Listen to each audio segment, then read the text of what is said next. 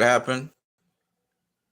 So there's a lot of stuff that's left out. I thought I was streaming and we were dealing with this, but apparently not. So let me go back to it. So the importance of Scottie Pippen into the team. Okay, Scottie Pippen, like I said before, he brought a lot to the table. Chicago Bulls, Michael Jordan compared to Scottie Pippen 1990 to 1999. You're looking at it right there below. This here is it, the stats right there. Okay, let's get back to it. Phil Jackson said Scottie was the best overall all-round player on the Bulls. When people say LeBron is the GOAT, I believe it's because they're. By the way, I said that I thought LeBron James was a combination of Magic Johnson and Scottie. Like it. I don't think he has the attitude and mindset of a Michael Jordan. Team. Here's the 19 stats. One more time. I actually was covering this. I thought I was actually streaming this, but apparently not. Scottie Pippen. Playoff wins. Scottie Pippen has 183 playoff wins. Michael Jordan has 165. He scored 14,040 points. Jordan scored 18,014 points. That's the only thing that Michael Jordan actually had over Scottie Pippen. Scottie Pippen has more rebounds, as you can see. He has more assists. He has more steals. He has more blocks. He's been 10 times on the team, the Chicago Bulls defensive team, and 16 triple-doubles. Michael Jordan's 8. That means he doubled the triple-doubles. And we're talking about the conference final. After the conference finals, this has nothing to do with the season. So Phil Jackson is correct. Scottie Pippen is a much more important all-around player than Michael Jordan is, and has always been. I'm just giving you the cold hard stats on that. Let's hear what John Sally had to say about Scottie Pippen. Hold on a second. Let me just make sure I turn up this volume. All right, here we go. Scottie played point guard, shooting guard, small forward, big, and ran the squad, can shoot the three, can dunk on you, and made sure the ball was distributed and got to everyone. And he's a Hall of Famer. You ever see Michael Jordan shoot a three-pointer? Not so much. I guess it takes a skill to do that. You always need 2, probably 3 to win a championship. But Scottie won the championship without Michael, with Tony Kukoc. He just wasn't mentally stuck to do it. But yeah, he carried that squad. Okay, so I wanted to say that because, see, a lot of people don't understand how good Scottie Pippen was. And everybody always think it's Michael Jordan. It was Michael Jordan's team, and Michael Jordan was great defensive. Scottie was a much better defensive player than Michael Jordan. Michael Jordan he had the luxury of telling everybody, okay, I'm gonna guard the best player, or I'm gonna guard this guy. All right. Scottie Pippen didn't have that luxury. Day in, day out, game after game, he was guarding the best offensive player on any team. That was Scottie Pippen's job. Right? As I said before, in college, Scottie Pippen was a short guy. He was 6'1". He had a growth spurt in his college career. So Scottie Pippen knows what it is to be a point guard because he played point guard. He was the guy that used to orchestrate the offense. He was the guy that used to come back and do defense. Because he was so short, 6'1", he wasn't a major rebounder, but he was a major stealer. Scottie Pippen used to steal the ball a lot. Okay? He would steal. He would make plays. He would orchestrate plays because he was the point guard. He was the shooting guard. He was the point guard of the team. So when he got longer and taller, he became this really versatile player that people hadn't seen before. Before Scottie Pippen came into the league, so you had Magic Johnson. Magic Johnson was this big point guard that could also play center if he needed to. Scottie Pippen is the same kind of thing. He could play center, power forward, small forward, shooting guard, 2 guard.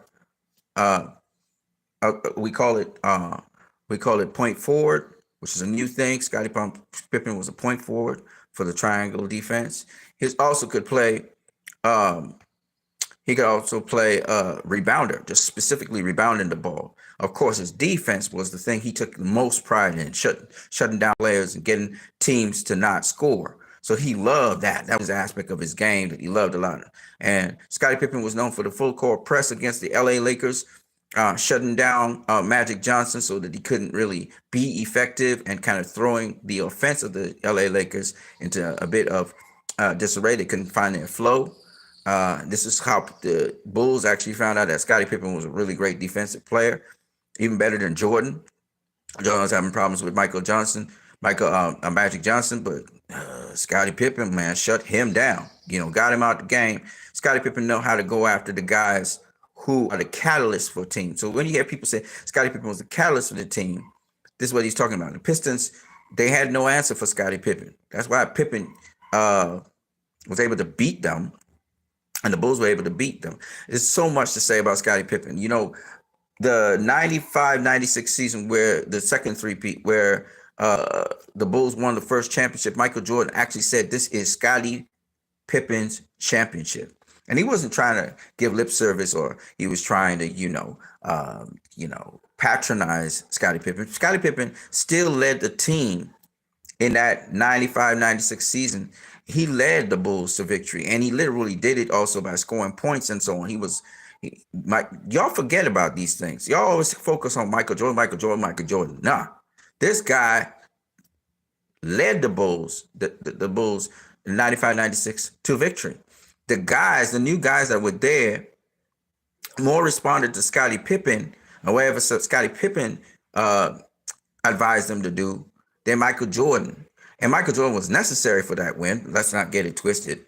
But the guy who led the Bulls to that win was Scottie Pippen. And a lot of people don't realize this. You know what I'm saying? I'm now trying to give you all the cold hard facts on these things. Pippen and Jordan were important to teams, but people forget names like, in the first three-peat, you had B.J. Armstrong, who was the point guard, right? Eventually, B.J. Armstrong became a alternate point guard to Scottie Pippen. But when Phil Jackson came into the picture, they started running the triangle defense and offense. And so Scottie Pippen used to bring the ball up the court into B.J. Armstrong. But B.J. Armstrong was officially, when Scottie and Horace Grant got into the Bulls in 87, B.J. Armstrong was the point guard that would bring the ball up the floor, or Michael Jordan. All right. Now, Scottie Pippen took over that role completely under Phil Jackson. Now, what y'all need to understand also is Scottie Pippen was the leader of the team. People always say, "Oh, it was Michael Jordan's team." Yeah, this team was built around Michael Jordan for his success. Remember, Michael Jordan was more of a commercial success. He was like the face of the NBA because, they needed somebody to motivate everybody, and was spectacular. He was flamboyant. He was creative. His offense was the thing that really wowed people. Sometimes defense with the steals and stuff, but mostly his offense. People give Michael Jordan way too much credit. Like defensively, Pippen should have won should have won Defensive Player of the Year. And Pippen didn't win it a number of times, but Pippen didn't care because he was like, "Hey, man." But if you look, Pippen has more all-time defensive team wins than Jordan does, right? If you look at the stats right here, all defense right here, right? You'll see that Pippen has been on teams that have won that 10 times to Michael Jordan 7. Pippen should have won all defensive team player a number of times. This is something Pippen took great pride in. He took great pride in his defense. And Michael Jordan was only 7 times on a team where he had all-time defensive player and all-time defense team.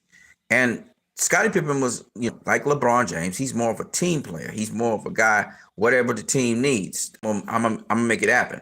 Michael Jordan's more of a, give me the ball, stay out the way, I'm gonna make the play, I'm gonna score, right? Jordan's more of that mentality like Kobe Bryant.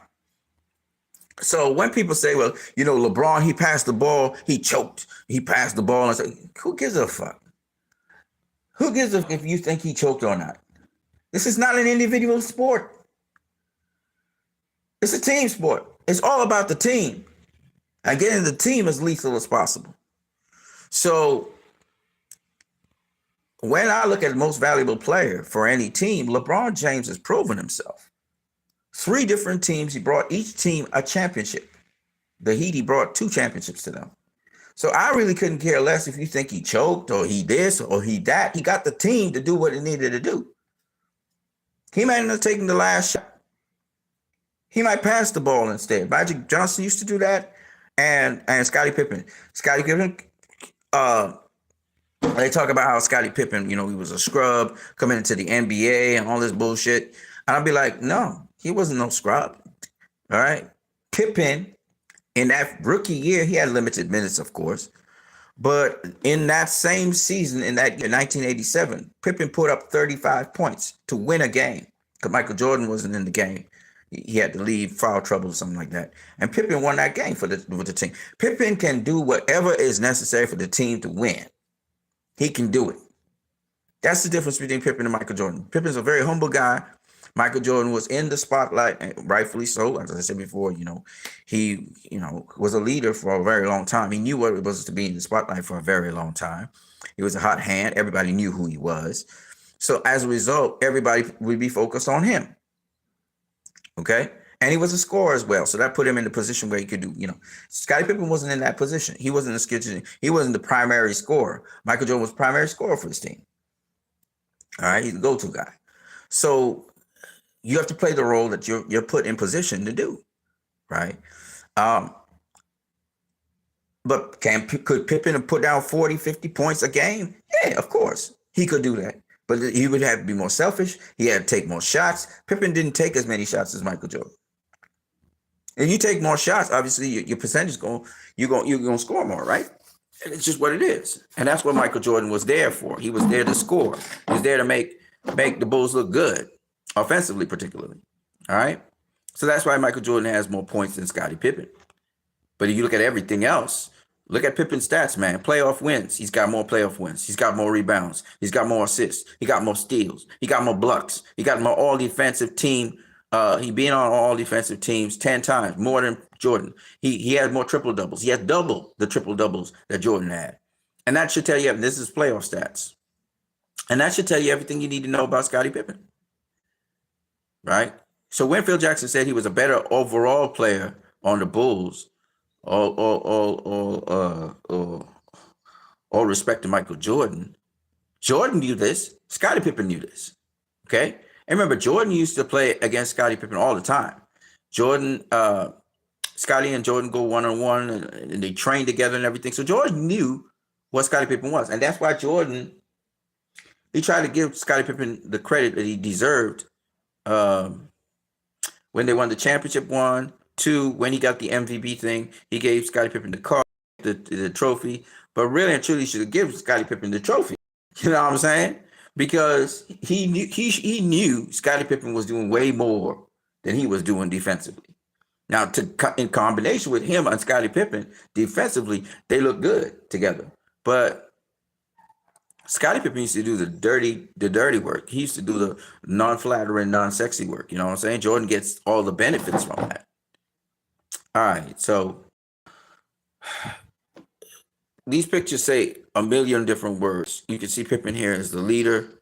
Jordan's a leader as well, but Pippen is key leader. That's why in the Last Dance, the last season when Scottie Pippen got ill, Michael Jordan, the team the wins went down significantly.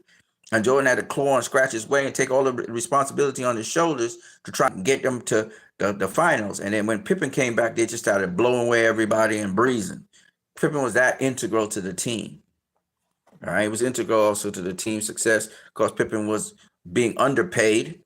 That's why he actually left. And also the Bulls, there was some conflict within the Bulls because, Phil Jackson said something. He said the best the Bulls ever played was when Michael Jordan left, in the sense that everything was firing, everybody was clicking, everybody was working together as a team instead of Michael Jordan and Bulls, because of his popularity, celebrity, and everything. The fact he was in movies and all of that, Michael Jordan, he was always bigger than the Bulls, but it was really, in reality, he was just a member of the team, playing his position, playing his role. Right? But the celebrity blew him out of proportion, and that was the problem with it. So everything is Jordan, Jordan, Jordan, Jordan, Jordan. He get credit for things that he really didn't do. And the team suffered for that. People got mad because of that. Because it was really a team effort. And that's what Scottie Pippen now is trying to check everybody on. That's why Scottie Pippen, people say it's outrageous for Scottie Pippen to say he's the GOAT. He's the greatest of all time. Why not? He was on the greatest team of all time. So yeah, of course he's the greatest of all time. Michael Jordan was on the greatest team of all time. So yeah, of course Michael Jordan is the greatest of all time too. In other words, if you use Pippen's logic, he ain't really talking nothing that's wrong. You know, when he said Michael Jordan was a horrible player, what he meant by that was Michael Jordan didn't pass the ball that much. And Michael Jordan was a guy you had to earn your shot to get the ball with him. He ain't gonna pass the ball to you if you throw up a shot and it breaks. You're like, I'm not passing that ball back to you. Right? That was Jordan. Whereas Scottie Pippen was a guy getting your stride, get your rhythm together. Because he played a different position to Michael Jordan.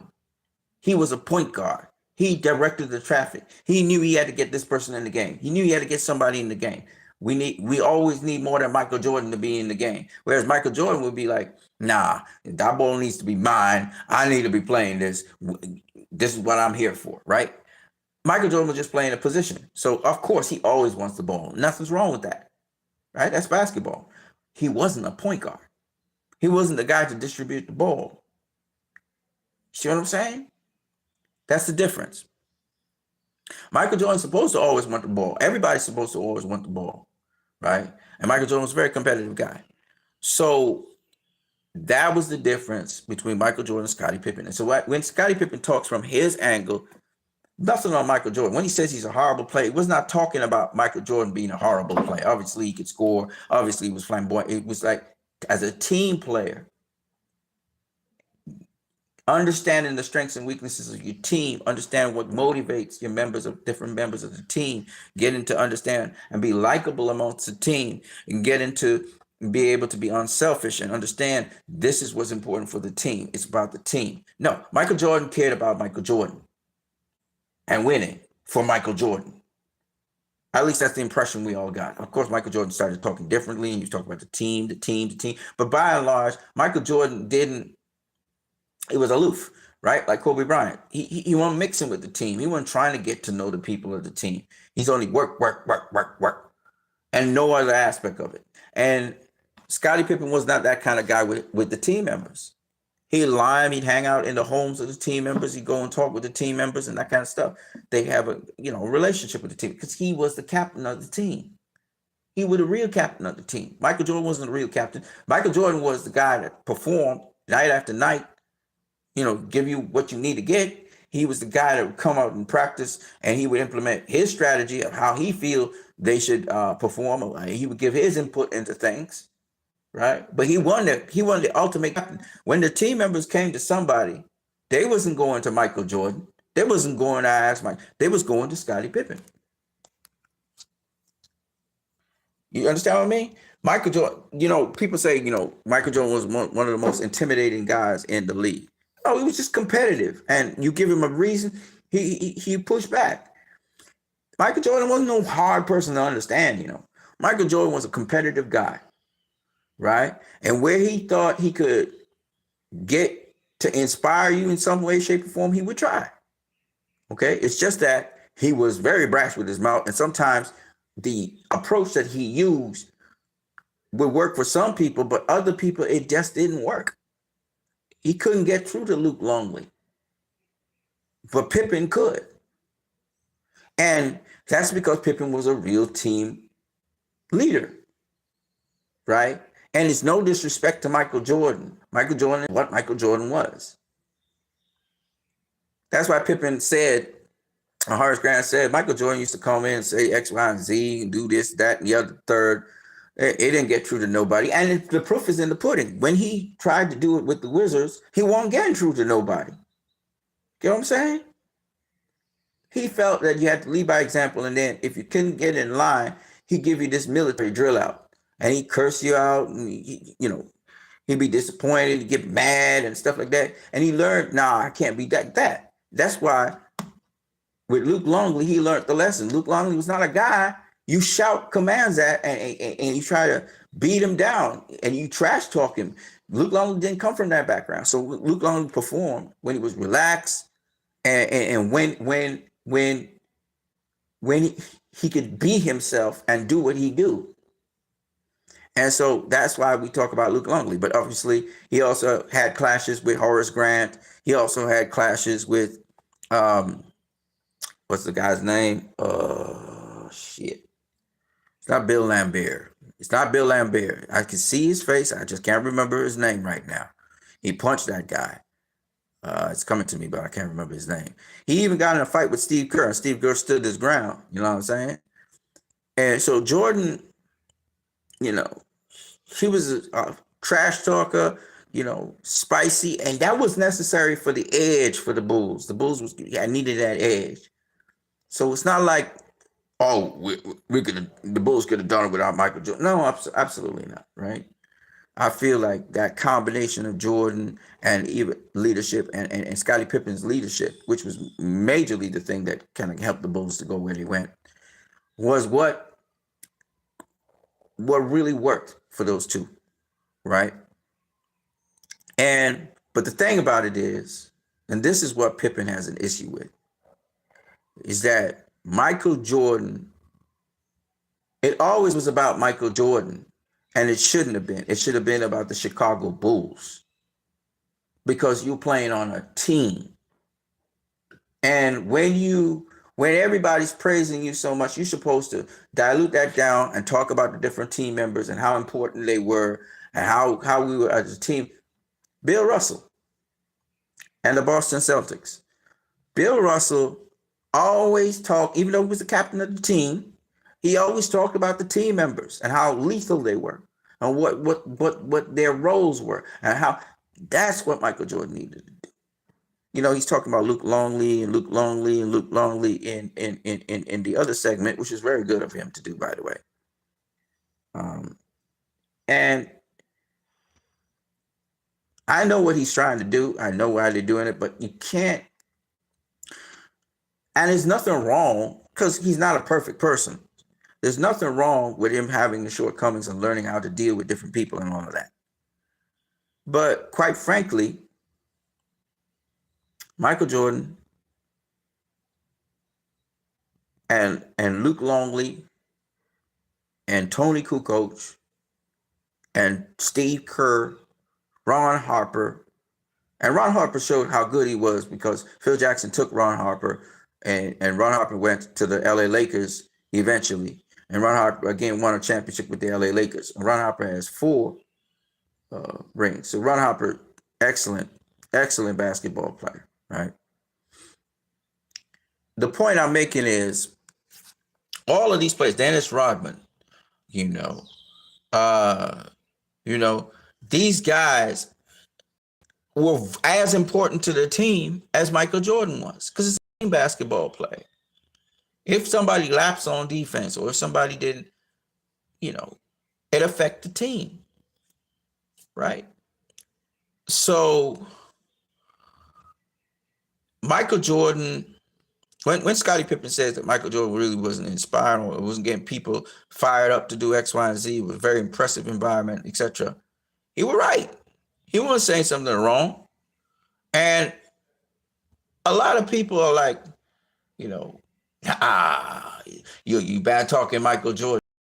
You're doing like if Michael Jordan is this perfect person that can do no wrong, and you have to defend him. And I listen to all these outlets, and even Stephen A. Smith, shilling for Michael Jordan and really trying to defend him all the time. When, hey man, this man don't need no defense. This man has accomplished what he's accomplished. You know what I'm saying? And Michael Jordan, let me tell you something. He gonna sell sneakers regardless because he was a great player. So you don't have to worry about that.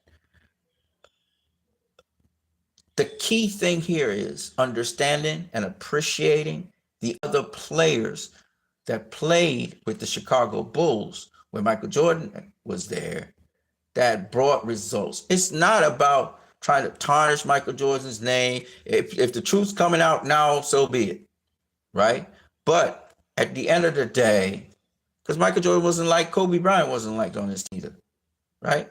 But at the end of the day, understand that the team couldn't do it without Michael Jordan. The team couldn't do it without Scottie Pippen. The team couldn't do it without Phil Jackson. All the other players that move into play there are not as consistent and as constant as those two. Bill Paxton moved on.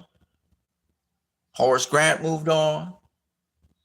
Uh, uh, B.J. Armstrong moved on, right? Uh, uh, Bill Cartwright moved on, right? The team sort of became another team, right? And what remained of the team, the core of the team, was made of Scottie Pippen. And for a moment, Michael Jordan moved on, right? He moved on too. The guy who remained was Scottie Pippen. Think about what I'm saying. The Chicago Bulls, the heart and soul of the Chicago Bulls that kept the Chicago Bulls going was Scottie Pippen. And nobody ever really realizes how important Scottie Pippen was to the Bulls. He was the consistent thing that remained there for those 6 championships, and also outside of those 6 championships when they didn't win anything for 2 years. Scottie Pippen was always there. And the Bulls became another team while Scottie Pippen was there. Everybody else wasn't there, including Michael Jordan. Think about that.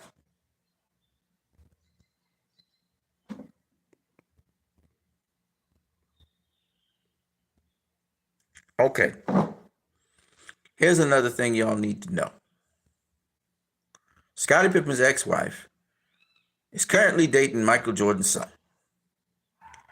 And Scottie Pippen's ex-wife is which he had his children with.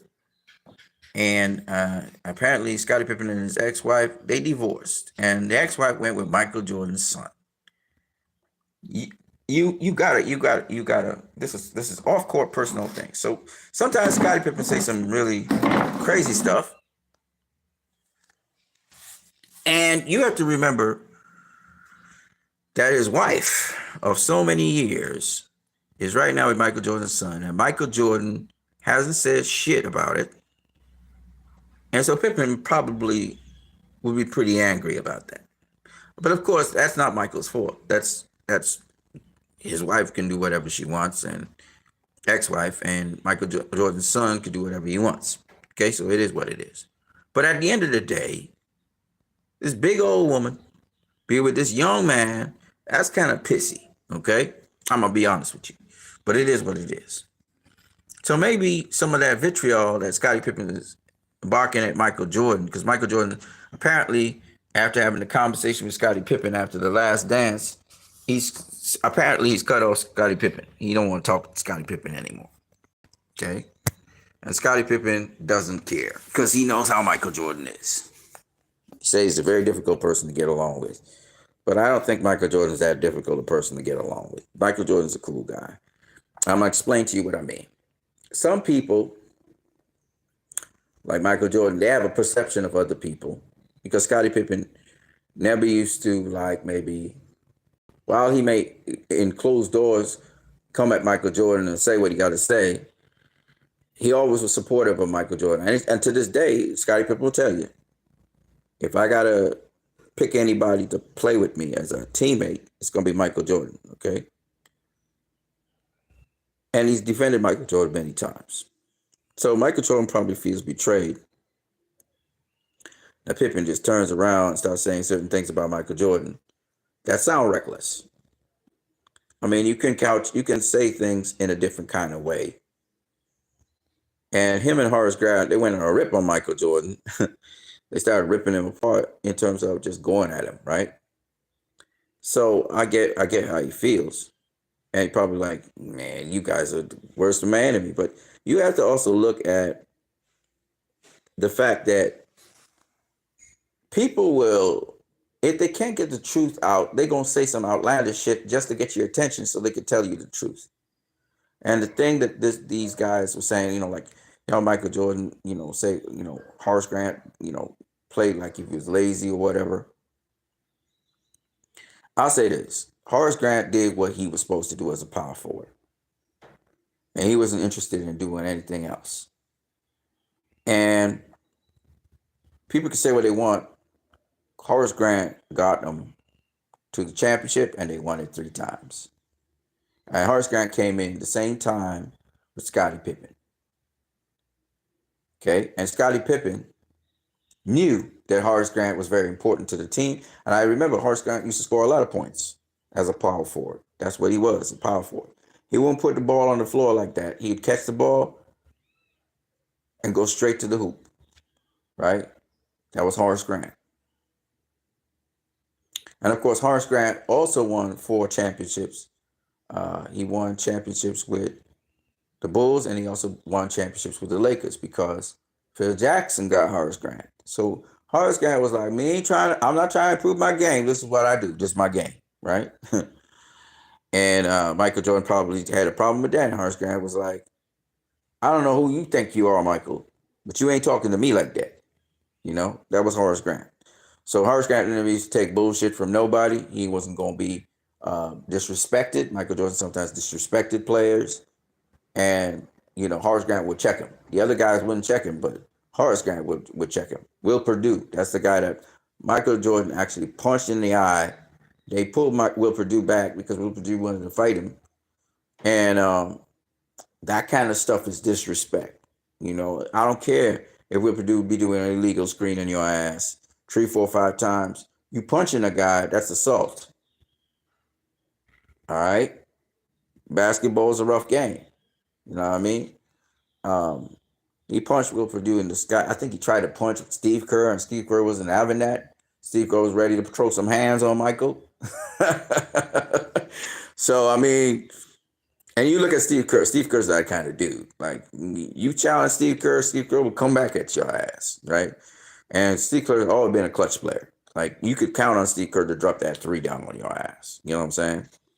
So, and that's the kind of team that they had. They had guys with a lot of capability. And on top of that, you had Dennis Rodman there, who was a disruptor and a great rebounder. He could read defense. He could read offensive plays. They had John Sally there. John Sally was an excellent basketball player again. I think,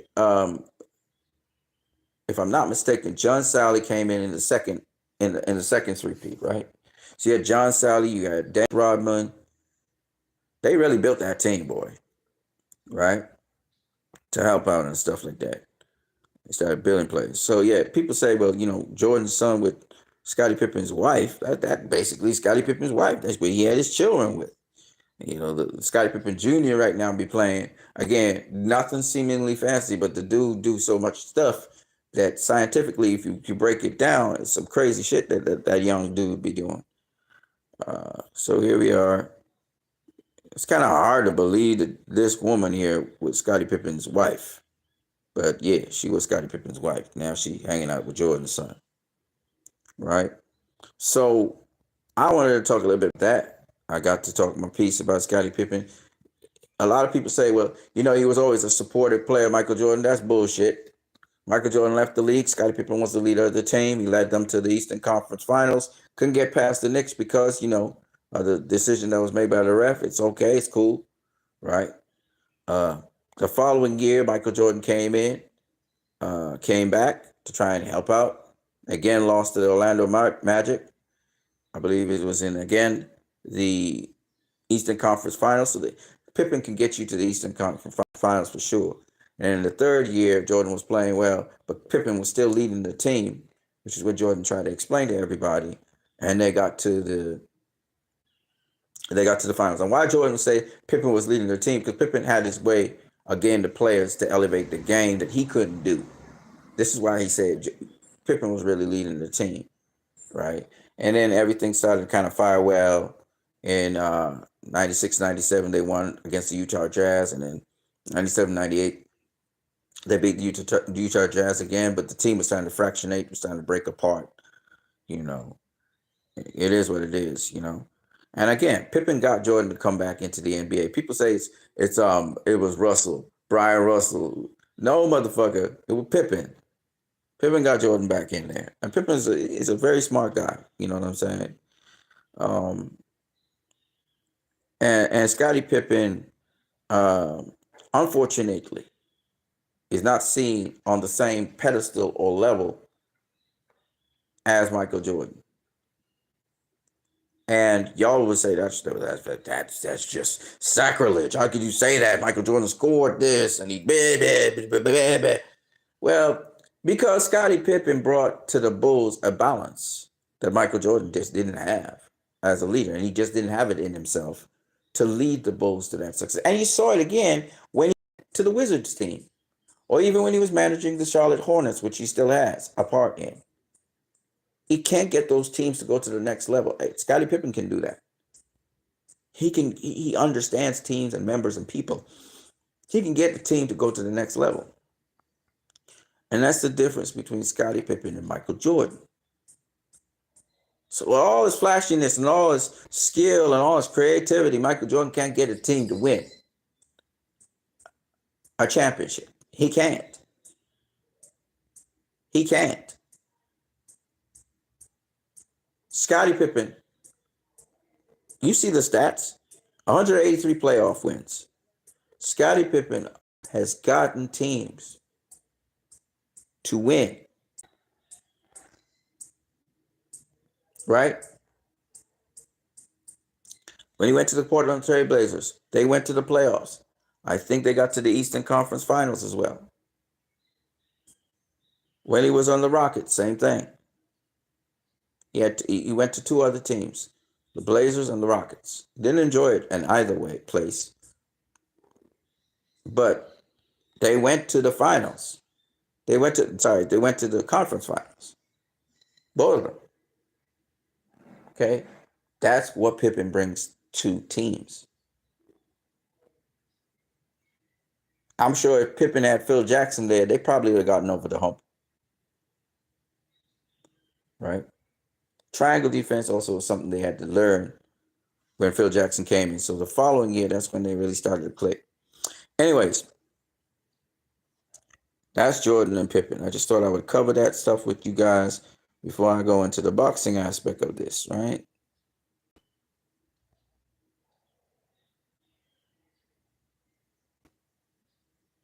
So over the weekend, Regis Prograis, he beat Jojo Diaz in a thrilling fight, which is a close fight, which Jojo Diaz hurt Regis Prograis a couple times. It was more infighting by both of them. Regis Prograis' jab really made a difference early on in the fight. Coming down the stretch, Jojo Diaz really did well, but I think the 12th round, Regis Prograis took that, and I think that's why he won the fight. But Jojo Diaz is a hell of a fighter, man. Going up to super lightweight, you know, he got stopped by, who did Jojo Diaz get stopped by? I think he got stopped by this guy, the same guy that got beat by Shakur Stevenson. Forgot what his name is right now. But it'll come to me. But yeah, it's a name it's a common name. I just can't remember the name right now. But shout out to Regis on getting that win. The 98-92 spread that they had Regis winning on one of the cards is bullshit. It was close, razor close. You could have given it to Regis. You could have given it to JoJo. I love JoJo because JoJo came up from featherweight all the way up to super lightweight, and he's still fighting. He did get stopped by somebody. I can't remember who stopped JoJo. Somebody stopped him, but this guy can fight, man. JoJo can fight. And it's a pity he don't get the decision sometimes because, again, he does have scoring punches. Sometimes people say he don't throw enough punches, but in this fight, he did throw quite a lot of punches, especially coming down the stretch. He really came on strong. He had Regis Prograis twice badly hurt. Badly hurt. And, you know, Regis didn't have him hurt. It was two headbutts that caused the cut over Jojo Diaz's eye. This guy can fight. I told y'all Jojo Diaz can fight. I mean it. You know, I think Jojo Diaz was stopped by what's his name? Same guy that fought Tevin Farmer as well, twice. I think Jojo Diaz also fought him twice. What's his name? I can't remember his name. He's at lightweight anyway. So there's that. I want to talk to you guys about Terrence Crawford versus Canelo Alvarez. So we already talked about how Terrence Crawford said that the people who he thought were better than Canelo.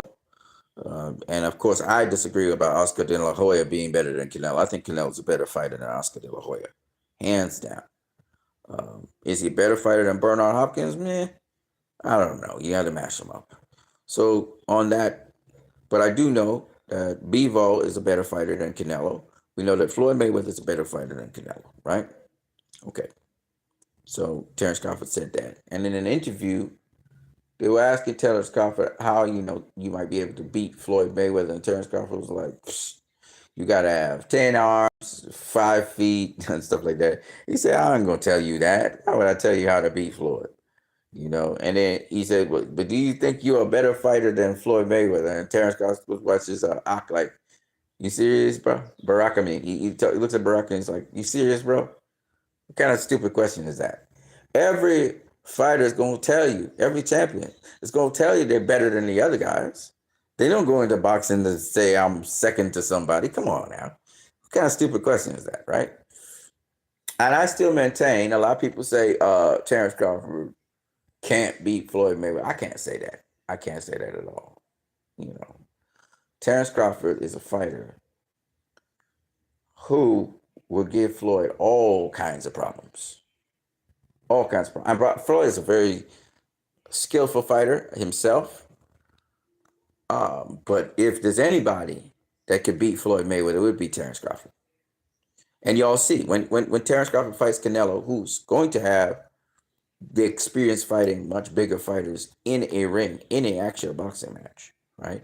He fought Dimitri Bivol. He fought what's his name? Sergey Kovalev. And he's fought a whole set of 168 pounders, right? He fought Jamel Charlo, who's a hell of a fighter, just not a hell of a fighter at 168. He did not face David Benavidez. That's the only thing knock against Canelo. He's going to now fight Terrence Crawford, and he better know what he's doing because Terrence Crawford ain't no joke. And I can tell you right now, Canelo's saying that Terrence Crawford's a better fighter than Floyd Mayweather. Well, you haven't fought him yet, so you can't really say. But what I would say is this. You're about to fight Terrence Crawford. And if you lose to Terrence Crawford, then we know you lost to Floyd Mayweather. Okay? And it doesn't matter when you face Floyd Mayweather. You can't make that excuse, "Oh, I wasn't in my prime when I faced Floyd." That's bullshit. You had the size advantage on Floyd. Floyd can't even make 154 pounds. Right? So you had the size advantage on Floyd, and Floyd bust your ass. And yes, you were in your prime. Stop that bullshit. You was in your physical prime. All right. Did you improve as a fighter? Yeah, you had some wrinkles in the game now. And I'm not counting you out on this fight because Terrence Crawford is moving up 3 weight classes basically, or 2, to fight you. That's quite a lot of weight classes to go up. So we'll see. I don't know. I favor Terrence Crawford to win though. That much I do know. So, I mean, Canelo versus Crawford is an interesting fight for so many different reasons. Trust me, Crawford ain't gonna fight Canelo like how Jamel Charlo will fight him. And depending on how Crawford choose to fight Canelo, because he doesn't have to fight Canelo on the outside. He can fight Canelo on the inside. Crawford is a very good inside fighter. He gets those angles really nice too. So I'm gonna be very intrigued to see how Crawford deals with Canelo, how physical that fight will be, meaning how much inside fighting we'll have. Because I think this gonna be more of an inside fight. Canelo's a good mid-range fighter. He still needs space to fight on the inside. And I think Crawford could do something on the inside with Canelo. I think he can do something on the outside with Canelo. It's up to Crawford how when he assesses the situation, when he goes into the ring with Canelo, what he want to do. Because if you smother Canelo on the inside, you can get him. And if you stay on the outside, you just don't fight him at mid-range all the time. But then again, Crawford can get some angles where he can catch Canelo with punches, even at mid-range. Because I think Crawford's even a better mid-range fighter than Canelo as well. So it's going to be interesting. And the fact that Canelo was exposed fighting the Cuban fighter, I mean, Canelo just couldn't read the dude. He couldn't catch him like that. Crawford gonna have a field day with Canelo, man. I'm just telling you. And he ain't gonna have to move that much either. Not like the other guy. He ain't gonna have to move that much. And Canelo's a good body puncher, but he needs a certain distance to get his body shots off. And I'm not saying he can't catch you with a body shot in close. That's all I'm saying. But he has to be in position to do that. And I don't know, man. Crawford's a good inside fighter himself. I've seen Canelo do good inside work against Smith. I forgot what his name is. But Kenneth Sims Jr. also lost to Oscar Duarte, man. He lost the fight to Oscar Duarte. That's kind of sad. At super lightweight. So Kenneth Sims Jr. as his first loss against Oscar Duarte. I feel for him. Good fighter as well. But it is what it is, you know what I'm saying? It is what it is in boxing. I can't see your comments. I know you guys talk all the time on the chat and stuff. I can't see your comments. That's why I haven't responded to you yet. Let me see what else I'm gonna do here. So basically that's it for boxing. People talk about, Terrence Crawford admires Floyd Mayweather and stuff like that. I heard I heard a basketball player, Shaq, talking about respecting basketball players in their different eras and stuff like that. I'm gonna say this because a lot of people like the LeBron, Michael Jordan thing. If you're talking about a guy that builds a team and can get a team to a championship, you're talking about LeBron James. If you're talking about championships and accomplishments and working with a team for many, many years and getting it to the championship and doing the three-peats and stuff like that, that's Michael Jordan. Because Michael Jordan, bottom line, Michael Jordan likes to win. If you're talking about, getting the clutch and winning play and, doing all that fancy stuff in the air to get past guys, to get in there when it was a hacker shot or hacker Michael Jordan, that kind of physical play and stuff like that. Yeah, Michael Jordan again. Okay. But if you're talking about team playing and getting teams to win, bottom line, getting a team to win, that's LeBron, and then LeBron's got longevity. Y'all like to put up scoring figures. People always like the scoring figures. Or Michael, LeBron passed, Kareem Abdul-Jabbar's, record of scoring and stuff. That's cool, but I don't care about scoring. I care about the team winning championships. I don't even care about if the teams in the normal season, if they're getting their ass beat. I don't care about that. I care about the championships when it counts. Can I get my team, different teams with different cultures and everything, to a championship? LeBron's proven that. And I believe before his career is over, he's going to get the LA Lakers to another championship. So that's the value that's brought into LeBron James. That's what makes LeBron James so great. Robert Horry won championships with the LA Lakers. He also won championships with the Houston Rockets. Right? I think the Houston Rockets won 2 years in a row. So he got 2 there. And I think he got, 5 with Kobe and the LA Lakers. I think that's how it goes. So Robert Horry has 7 championships. But Robert Horry was also a very important team to the LA Lakers as well as the Houston Rockets. So I understand why he won so many championships. You know what I'm saying? He was a valuable player. He was an integral part of getting teams to win. So you have to understand that. Now, there's being part of a team, being a missing piece for a team and causing it to win. And then there's leading teams to victory. Like LeBron led the Cavs to victory. Cavs never won a title ever, and what he did with the Cavs was crazy, right? Shaq was with the Heat, and then LeBron was with the Heat, right? And D Wade and LeBron brought the Heat to victory twice. Then LeBron went to Cavaliers, the Cleveland Cavaliers, and won a championship for them. And he went across to the Lakers. He won a championship for the Lakers, right? So my point being, it depends on what you're talking about. You know, when you talk about Michael Jordan or even Kobe Bryant, you know, if you're talking team dynamics and getting teams with victories, you're talking LeBron. If you're talking, aggressiveness, will to win, clutch play, you know, uh, you know, you're talking Kobe and you're talking Jordan, right? So, but Jordan would be nothing without Scottie Pippen, as Kobe would have been nothing without the supportive cast, you know,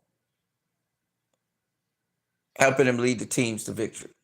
He had pieces in his puzzle to bring teams to victory. Um, so that's how I look at it, you know. Uh,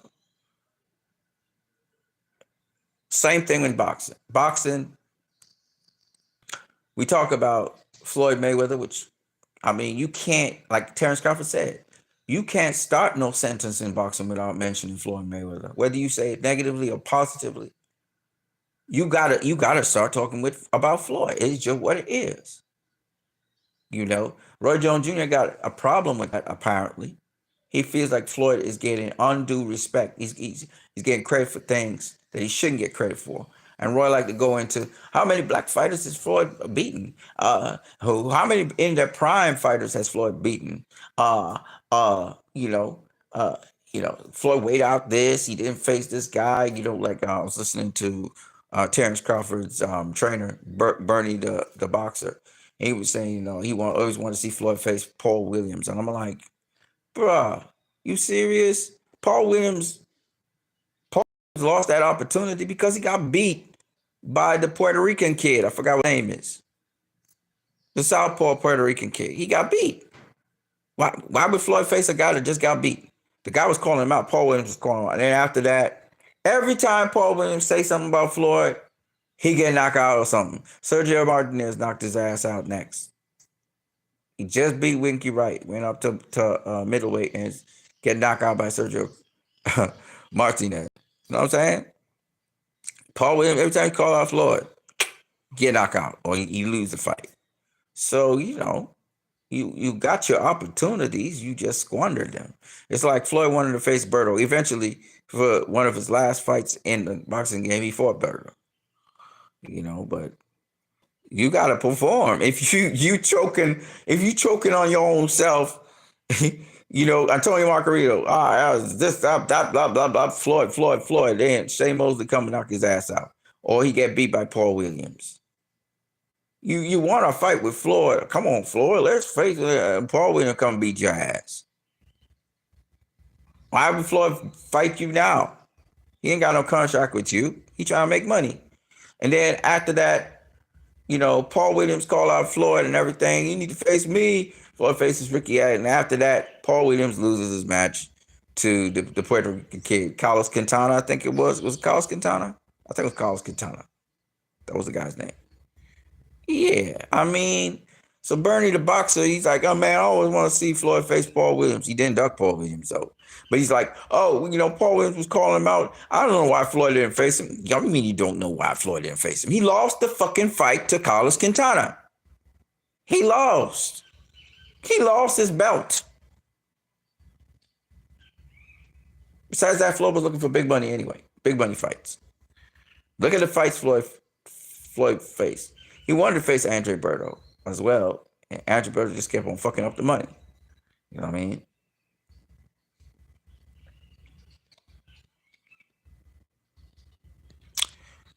So anyways, people say a lot of things and they claim a lot of things about Floyd, but the truth be told, Floyd was that dude. And Terrence Crawford will tell you that. He said Floyd was that dude. He was cold. He was a cold motherfucker. He was a bad boy. Y'all can say what y'all want. He was a bad boy. Bernie the boxer was talking about how he felt disrespectful that Floyd was just looking at Roy's knockouts. Well, Roy being disrespectful, man. Roy said that, and these are not facts. Roy said that Floyd never faced no prime black fighters. Even Bernie the boxer got that. Diego Corrales. That was a prime black fighter. That was like knocking out every motherfucker out there. Ranked above Floyd at super featherweight. I mean, you didn't face any prime black fighters. Zab Judah was more of a Zab Judah was more of a letdown because Zab Judah was undisputed champion. Then he lost it to Carlos Balderman. He shouldn't have lost that fight to Carlos Balderman. He should not have lost that fight to Carlos Balderman. Don't get me wrong, Carlos Balderman was fighting with heart and soul and everything, but that guy definitely took some stellar off of it. But regardless, Zab Judah was in his prime, and he was a black fighter. He wasn't undefeated, but it was a black fighter. And he was in his prime, and he proved why he is called Zab Judah. He gave Floyd a hell of a fight in the beginning. And Floyd caught on to him and started whooping his ass, and he hit him a low blow and everything. But the point is, Zab Judah, everybody know this. Zab Judah, in terms of ability and skill, he's got more tools in his toolbox than Floyd Mayweather. Skill-wise, should have done much more, you know. So that was another prime black fighter. Then there's Miguel Cotto. Miguel Cotto, yes, okay, yes. We know he got knocked out by Manny Pacquiao. Or stopped, sorry. He didn't get knocked out. And he also got stopped by Antonio Margarito. Margarito was cheating. And Cotto learned his lesson about weight with Pacquiao, because Pacquiao drained him, right? So he wasn't the Miguel Cotto that you normally see. He learned that lesson and he applied it to when he was fighting his 160-pound lineal championship WBC title. He drained guys down, just like Pacquiao used to do. He learned his lesson, right? Floyd fought a prime Miguel Cotto. Yeah, Cotto then, after he won, lost to Floyd, he also lost to the black kid. I'm seeing his name, but it's just not ringing any bells. Austin Trout. You know, he lost to Austin Trout, but say what you want about it, you know. Say what you want about Miguel Cotto, he wasn't in his prime. He wasn't in his prime when he fought, what do you call him, the kid for the 154 title. You know, even when he fought Canelo, he wasn't exactly in his prime anymore. But the point is, he was in his prime when Floyd beat him. You know? And then the other thing, and Bernie the Boxer even talked about this, he was right. When Floyd was in his prime, trying to face Oscar De La Hoya and Shane Mosley and Felix Trinidad, and he wanted to fight with Rinky Wright. Well, obviously that didn't come to fruition because of Floyd. Something else came to the table, but he was trying to get all them big fights, right? But of course, these big fighters didn't want to see nothing of him because he was a nobody still, and on top of that, he was high risk. Roy Jones Jr. even said it in a podcast that he's high risk, low reward. Costa Zoo didn't want nothing to do with him. Costa Zoo ended up facing Ricky Hatton. Ricky Hatton didn't want nothing to do with him while he was at super lightweight. That's why he moved up to welterweight, because Ricky Hatton didn't want nothing to do with him, right? Especially after he put that beat down on Arturo Gatti. Arturo Gatti was known as Mr. Thunder, right? Arturo Gatti just upsetted a contemporary of Floyd at 135. He was the 135 champion. He had actually fought Paul Spadafora to a draw. I forgot what his name is. And he stepped up to super lightweight to fight Arturo Gatti. Everybody thought Arturo Gatti was going to lose that fight. I forgot what the kid's name is. Arturo Gatti knocked that motherfucker out. So everybody thought, oh, Gatti, and then he won, I think, the vacant WBC title against some other guy, knocking his ass out as well. So Gatti was on a tear, knocking people out. So people thought, oh, Floyd versus Gatti, that's like lightning versus thunder. Floyd gonna be quicker, but could Gatti catch Floyd with a body shot and put him down? Gatti used to hit fucking hard. You know, ask Zab Judah and those guys. When Gatti was sparring, he was knocking fools out. Okay, so Gatti had power. The problem with Gatti was that after Floyd had caught him with the knockdown, because he wasn't looking and he complained to the ref, he came out of his game plan. He had a nice jab to the body in Floyd, actually, you know, and he came out of his game plan and he stopped throwing the jab, and Floyd started piecing his ass up. I mean, the dude Floyd teed off on him, and they had to stop the fight. Buddy McGirt had to stop the fight. And Buddy McGirt witnessed how bad Floyd was. That Floyd was a badass. And it's not like Gatti couldn't have beaten Floyd. I think if he kept his composure, it would have been a much more competitive fight. because it's not only about speed, it's about timing, right? And Floyd had great timing, don't get me wrong, but Gatti had a really decent jab, and he was using it. Floyd was countering the jab, and that made also Gatti a little bit more hesitant to throw it. But all Gatti had a great jab, and Gatti just needed a feint. The thing with Gatti is he liked to rumble too much. He liked to fight too much. He will abandon his fucking jab, which he had a very good one. And you should see Gatti at super featherweight. Bad motherfucker at super featherweight. But he abandoned his jab, and that's what caused him to get pieced up by Floyd like that. Because if he had stick with the jab, it would have made the fight a lot more competitive and a lot harder. And especially Gatti has a nicely timed jab. It's just he lost confidence in the jab after Floyd started to really, take it to him to make him put away his jab. He did it. So people say that Gatti shouldn't be in the Boxing Hall of Fame because he didn't do enough like other guys. He was a very fucking exciting fighter, first of all. That motherfucker would knock you out left, right, and center. He bounced off Mickey Ward, and Mickey Ward was tough as nails. Even after Zab Judah said Mickey Ward was the toughest fight he ever had in his career. That motherfucker keeps coming. Doesn't matter what you do. And Gatti met up with Mickey Ward, and Mickey Ward beat him the first time, and then Gatti beat him the second and third time. I mean, that took a lot out of Gatti. I mean, Gatti, that was a war. Okay? That was a fucking war. But Gatti made it difficult for himself. He could have just used his jab, stay behind his jab, and he would have beaten Mickey Ward. But Gatti just had that tenacity. He want to fight all the time. And he would just abandon everything and start slugging. And he just Ward just destroyed him the first time. The second and third time, it was tough fights, but Gatti was able to outbox Ward and really do a better job the other two times. But Arturo Gatti is, what makes him a legend is the fights that he was in. And he'd be like this big underdog. This guy's beating his ass for like 11 of the 12 rounds. And Gatti would just pull some shit out of his ass and just knock the guy out. Gatti was that kind of guy. He had game ending power. Right? He had a lot of power. And he would knock you out. And that was something that made Gatti very exciting. Was he a better Hall of Famer than some of the other Hall of Famers? His resume wasn't as packed, but he still was an incredible fighter, and he brought a lot of excitement to the fans. So I guess that's why he's in the Boxing Hall of Fame. Boom Boom Mancini's the same thing. Boom Boom Mancini's in the Boxing Hall of Fame because he's a very exciting fighter. It wasn't necessarily because he had a better resume than everybody else. It is what it is. So I just wanted to talk a little bit about that. I see you guys up in here. We'll see you.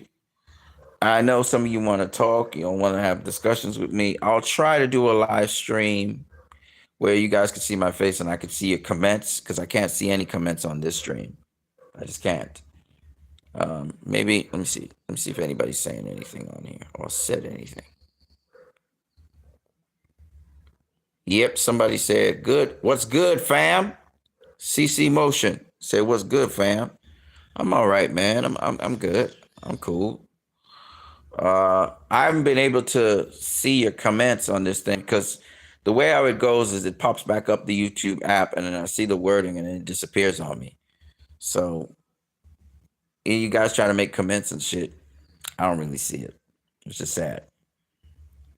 Yeah, so we just did a stream for an hour and something. I talked about basketball. I talked a little bit about boxing. I talked about the recent fights that happened in boxing. Of course, Clarissa Shields also beat her opponent. That was last weekend, I think. And congrats to her. I'm not gonna lie, Clarissa sometimes look real fine. And then other times, I don't know. But that's kind of cool. Now I hear Clarissa she trying to get a fight with Muhammad Ali's daughter, Layla Ali. Isn't Layla in her 40s, almost in her 50s? Why the fuck would you want to do that? Layla better not do that, man. Come on, Layla. You too old for that. And when have you been doing any boxing of any kind? Like, you haven't even boxed in a long time, professionally. That don't make no damn sense. Layla Ali fighting Clarissa. Nah, come on, man. Clarissa, man. Come on, Clarissa. Stop that. Don't be chasing down older legends to have a fight with them. That's just not right. That's like Terrence Crawford trying to cajole Floyd Mayweather into fighting him. Terrence Crawford would love to fight Floyd Mayweather, by the way. Um, that just don't make no sense. He calls Floyd Uncle Floyd, by the way, which means Floyd's like a grandpa to Terrence Crawford, man. Floyd's almost 50, man. Ah, Jesus Christ, man. Y'all. That's like saying Floyd need to fight Sugar Ray Leonard. Sugar Ray Leonard's in the 60s, man. That's just not like, no. Hell no. And even Roy, Floyd fighting Roy. What is this? What are we doing now? We doing pensioners? We doing what do you call them? Seniors? We doing seniors fighting each other? Come on, get the fuck out of here, man. Roy knows that ain't making no sense. It would make some money, but that ain't making no sense. Roy fighting Floyd. That don't make no sense. What's the point? What so somebody wins. Okay, let's say Floyd beats Roy or Roy beats Floyd. What that mean? What does that mean? It means nothing. Still doesn't mean that Floyd would beat Roy in his prime or Roy would beat Floyd in his prime, right? They was in two completely different weight classes, right? Roy was fighting at light heavyweight when Floyd was fighting at welterweight. Doesn't make no fucking sense in any way, shape, or form. You know, what are you trying to prove? What are you trying to prove, Roy? You see what I'm saying? If y'all want to do an exhibition, that's different. Right? You can do whatever the fuck you want as an exhibition. But even if you do an exhibition, what's the point of it? Like, what are we trying to do? Bragging rights? How are we going to promote this exhibition? You see what I'm saying? I don't have a problem with Roy getting in the ring with Floyd on an exhibition level. And Floyd, you better take it easy on Roy. I don't want you knocking out Roy. That's what I'm saying. I know you know how to knock him out. Everybody knows how to knock out Roy. All right? You better not knock out Roy. That's all I'm saying. Other than that, y'all have the exhibition and stuff. And listen, I would be mad at Floyd if he even tries to do something like that, like knock out Roy. I would be so pissed, right? Because Roy Jones Jr. it was one of my great, I looked to him. I enjoyed him. I loved what he did. All right. So no, I don't want to see no Roy versus Floyd bullshit. And people say, well, Floyd don't knock out nobody. Oh, he does, man. He have enough power to knock out Roy. Trust me. It's not about size. It's about pounds per square inch of pressure. And Roy, when you hit him a certain place in his temple, he go to sleep. So you got to be careful. You know what I'm saying? So no. I don't want to see that. I don't see that shit. I don't need to see Roy on the canvas anymore. I don't want to see it. What I would love to see, I don't have a problem with Roy saying what he's saying in terms of if it's talk, fine. I don't want to see you in that ring, Roy. I really don't want to see you no more in the ring. I don't want to hear you got died in the ring or somebody crippled you so you can't walk or shit like that. I don't, that's the thing. I like Roy, man. I really love Roy. Roy changed the game, like I said before. These are things that are just what it is. He changed the game forever. And I always give him his respect. You know what I mean? I don't care what nobody say. And Larry Merchant tried to trivialize what Roy was, the wins that Roy had. But Roy was fighting some really good, solid champions, man. Some solid champions. And they tried to hang with him. But Roy a bad motherfucker, man. He a bad motherfucker. He didn't beat as many, but I think he beat 19 world champions. I think he faced 24, 25 world champions. People don't talk about that. Roy was a different animal, man. I don't care what nobody say. Roy was a different animal. When you see me being critical of Roy in terms of his statements and being dishonest about certain things, don't get it twisted. Roy was that dude. He was that dude. Okay? I wasn't patting myself after Floyd Mayweather. I was patting myself after Roy Jones Jr. Motherfuckers. Okay? Floyd came after. Roy. And like everybody said so truthfully. Roy was the biggest showman in boxing. Larry Merchant used to tear him down, but Roy brought a lot of stuff to boxing, man, that wasn't there. That you guys benefit off of. It's not Floyd that brought that to the table, it was Roy. A lot of things that Floyd did, he saw Roy do. That's why I said again, I need to make this abundantly clear. Roy's contribution to the sport of boxing is huge. Is huge. And I want people to understand that. Okay? So I have lots of love in my heart for Roy Jones Jr. and what he did for the sport of boxing. He stayed too long in the sport, yes. He got knocked out a couple times. I think the brain damage that he's got to his brain is affecting him in how he says certain things. He talk a little crazy sometimes, and y'all think it's sensible, but it's not. But I'll say this about Roy. Motherfucker could fight, and that motherfucker changed the sport. People coming in on thrones, and y'all must have forgotten. Hey, this motherfucker used to rap.